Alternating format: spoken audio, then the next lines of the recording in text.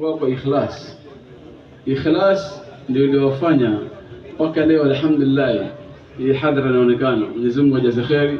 Mzee wetu pamoja na mashekhe zake walishikana pamoja na kumwona Said Makamu Sharif Khitami na watoto wake sasa na jamii wingi, yani wingi tukutana nao hapo, wazee wao walikuwa pamoja na mzee. Kwa kweli hili hatuwezi kusahau. Shukrani hii pia iende na wao kwa sababu jambo lazima ikhlas, na alhamdulillah limefika hatua nzuri. Pili kwamba alhamdulillah hadhara hii kama tunavyoiona wingi ni vijana, hii ni ishara njema kwa umma Muhammad sallallahu alaihi wasallam. Mtume sallallahu alaihi wasallam alijisifu wasema vijana ni himma, ni kinga kwangu, yani ndio waweza fanya kitu. Hii inathibitisha mambo yaweze kufa, kwa sababu kila tukiona hadhara ya vijana wingi inamaanisha mambo yataendelea na kuendelea. Mwenyezi Mungu ajaze vijana wetu inshallah, amin. Tatu, nataka kutoa taarifa kidogo tu katika mawali tunakwenda kusoma au tukisikia, kuna falsafa zake ziko nyingi, lakini napenda kukumbushia falsafa tatu tu za haya maulid. Falsafa ya kwanza, maulidi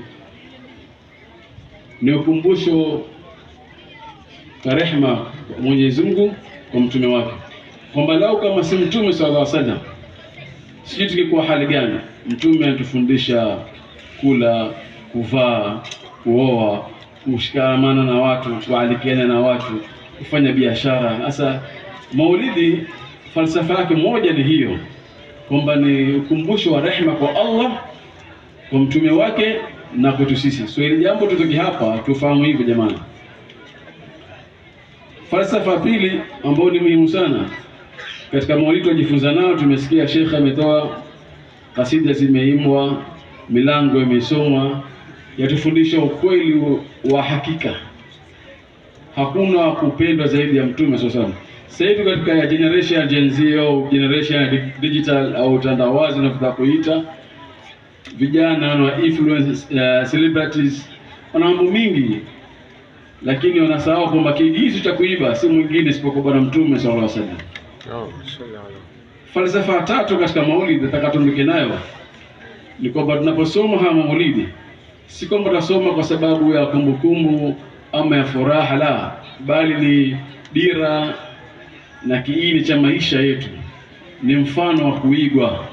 Tumemsikia Sheikh amesema, tumesikia vijana wametoa khutba, ani mtume ametufundisha kila kitu cha kuigwa ndani yake.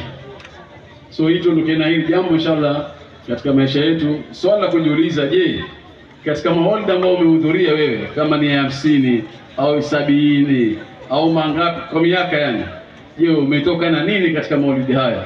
Hilo jambo la msingi ambalo kila katika maulidi ujaribu kujiangalia, je, na mimi nimetoka na kitu